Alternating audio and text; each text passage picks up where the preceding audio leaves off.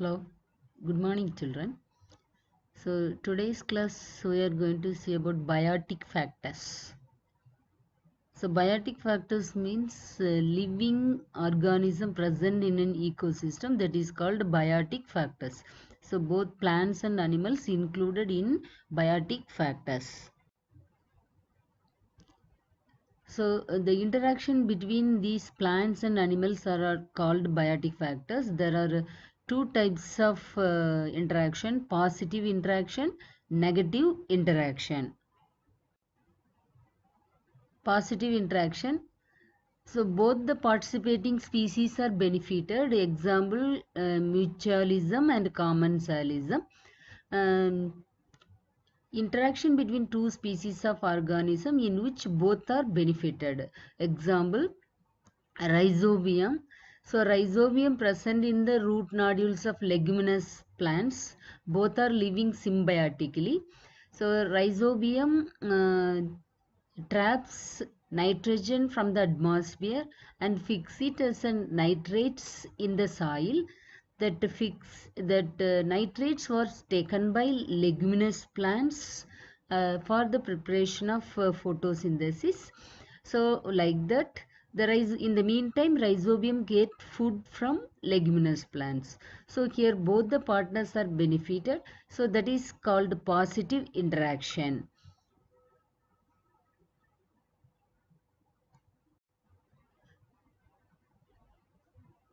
Then some more examples we can see.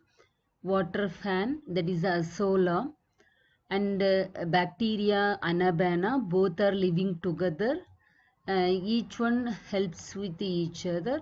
Then Anabana helps in nitrogen fixing. Then that Anabana present in coralloid roots of the cycas also. Then cyanobacterium found in the thalloid body of Anthroceras, that is pteridophyte and gymnosperm plants also contain Anabana. So the interaction between the two organisms are benefited and neither benefited or nor harmed. So such examples are positive interaction. So plants which are found growing on other plants without harming them, they are called epiphytes. So epiphytic plants, for higher plants, that orchids, they get nutrients, water from the atmosphere with the help of their hygroscopic roots, which contain a special type of spongy tissue that is called velamen. So, but it was present at the dead log of the tree. So, but any reason they did not depend upon the other plants. Just it is inhabited in that log, and they can prepare their food by own. With the help of the spongy tissue, they can absorb atmosphere, and that was they are preparing in photosynthesis also. They are never depend upon other plants for anything, but they are inhabiting in a plant without harming them. So such a type of plants are called epiphytes.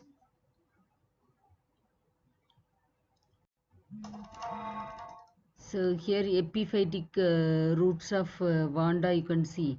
So they are present in the dead log of tree.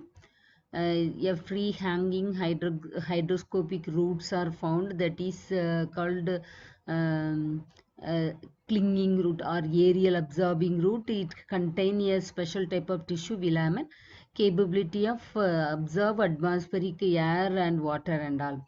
And then clinging root also present, that was helps in the fixation of the plant. Negative interaction. Now second type of interaction, that is called negative interaction. One of the partner was benefited and another one was other is harmed. So such a type of interaction is called negative interaction. So among the two species, one of which captures or kills or eat up by the other. So such a type of interaction is called negative. So species which kills is called a predator. The species which is chased, that is called prey. So then another one type of negative interaction, that is Drosera, sundew plants, Nepenthes, Venus flytrap, bladderwort. So these are and Sarcenia. They are predators. They consume insects and other small animals for the need of nitrogen. They are also called as insectivorous plants. So they kills another one species. So this type of interaction is called negative interaction. So picture, you can see the picture plant with insect.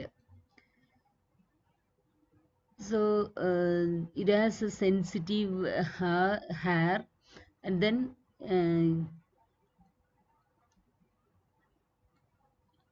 see, this is a bladderwort, Utricularia plant.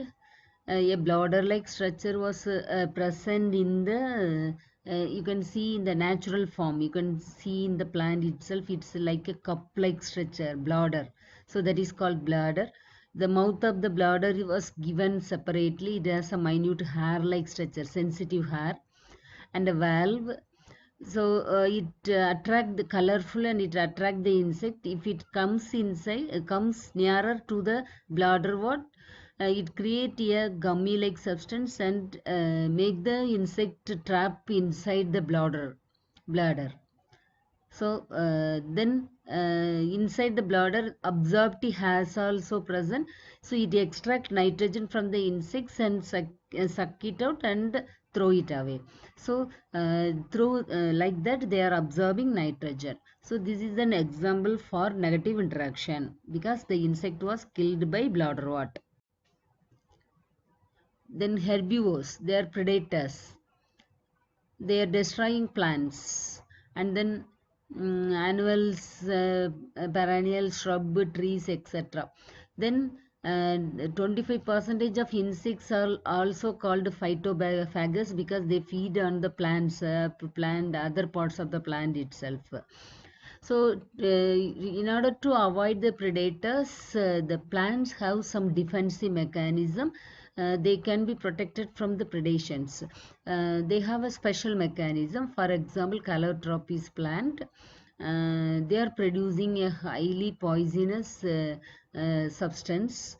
It was bitter to taste, so never the predators accept the Calotropis. So this is a special mechanism to prevent the predation. Then coffee plants, they are producing a caffeine. Then cinchona plant, it is producing a quinine. So these are the chemicals which was produced by the plant to avoid their predation. So in the coffee we are using a caffeine for our drinking purpose. Then cinchona quinine, we are extracting malarial drug. So naturally they are preparing. This is a predation preventive mechanism. We are using economically that one. Then thorns of bougainvillea. Bougainvillea is தாழ்பூன்னு தமிழ்ல சொல்லுவோம் இல்லையா, அதுதான் bougainvillea. Then spines of Opuntia கள்ளிச்செடின்னு சொல்லுவோம். Then latex of cacti. These are all some protective mechanism from predators. So with the thorns are present in this Opuntia, bougainvillea and all, then never the predators touch that plants.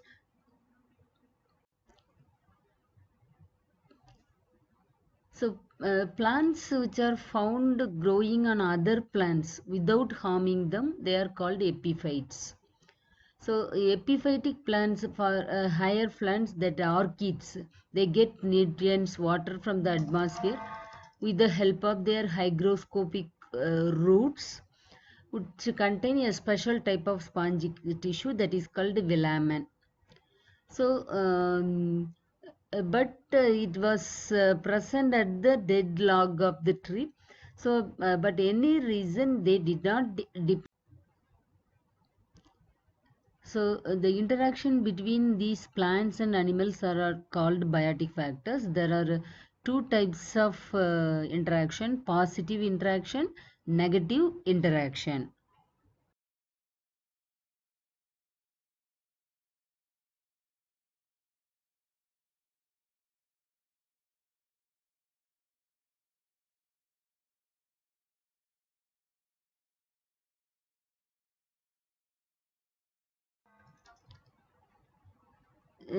Here you can see some pictures. Cuscuta holoparasite. So Cuscuta is given here. It is found in the stem of the other plant. It was extracting directly from the xylem of the coast plant and extracting water and all. So they climb up on the coast plant. So that was given in the picture A. So B is a partial stem parasite that is called viscum. So they are having a poor stem, so they depend upon. But they extracting water from the coast and they can prepare their food by own. So that is called partial stem parasite. And then C, root parasite. This was a parasite present in the brinjal plant. So here given host and parasite. Hemiparasite derive only water and minerals. The picture already you have seen in the previous one. So they preparing their food by own, but their raw materials which was needed for photosynthesis. It was extracted from the coast body, and they can prepare their food. That is example Viscum and Loranthus. They are called as partial stem parasite. So these parasitic plants are producing a special type of tissue that is called hastoreal roots, and it was helps in the absorption of nutrient and water from the coast plant body. So here the interaction between the two organisms species are neither benefited nor harmed. Intraspecific competition. So it is a competition between the same species. The members of the same species, they have a similar requirement of food, habitat, pollination, etc. So interspecific interaction between the individuals of two different species. So Utricularia, that compete with tiny fishes for small crustacean and insects. This is an example for interspecific. So Utricularia is one different species, and fishes and crustacean and insects, these are different kind of species.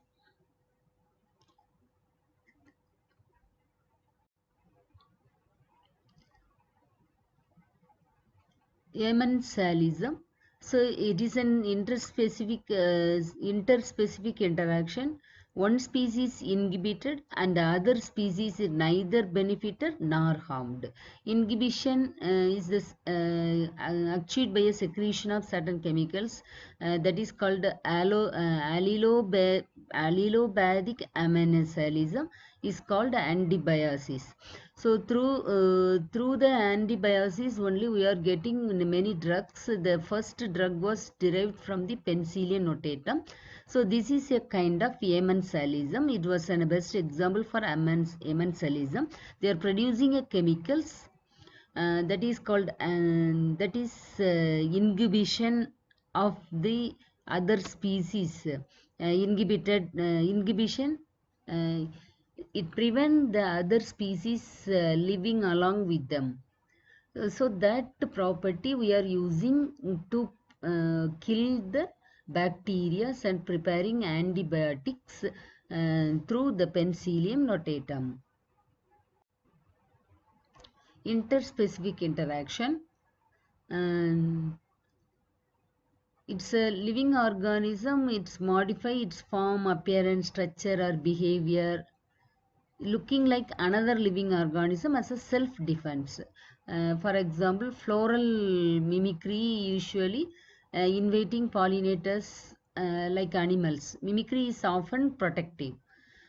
Mimicry அப்படின்னா என்ன, ஒருத்தரை மாதிரி நம்மளும் வந்து அதே மாதிரி மாறிக்கிறது, அதான் வந்து mimicry.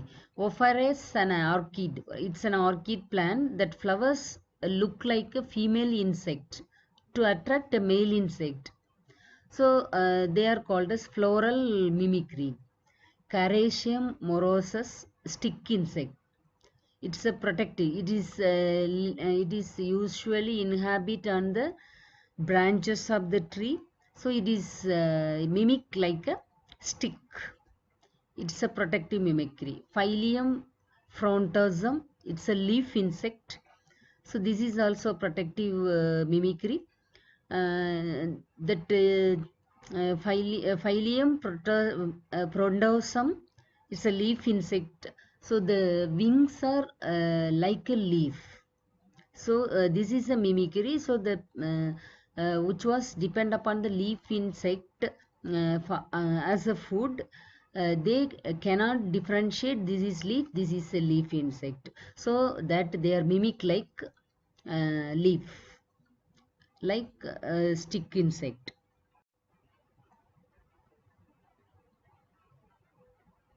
Then Myrmecopyle. Generally ants take shelter on the branches of the trees such as mango, lychee, jamun. So here ant act as a bodyguards of the plant against any disturbing agent. For example, acacia and acacia ant. We are afraid about the ant biting, so we never touch the plants.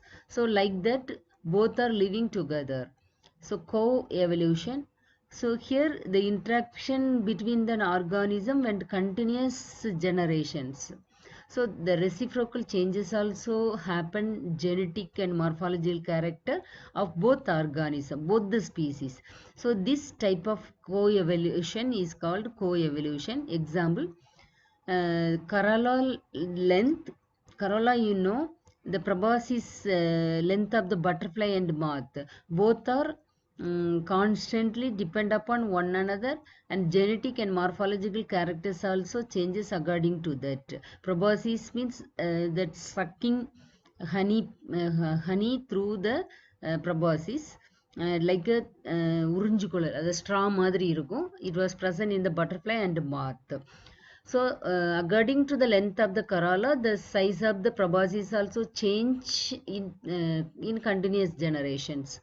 And then birds beak shape and flower shape and size. So what are the birds which depend upon the plant flower for honey?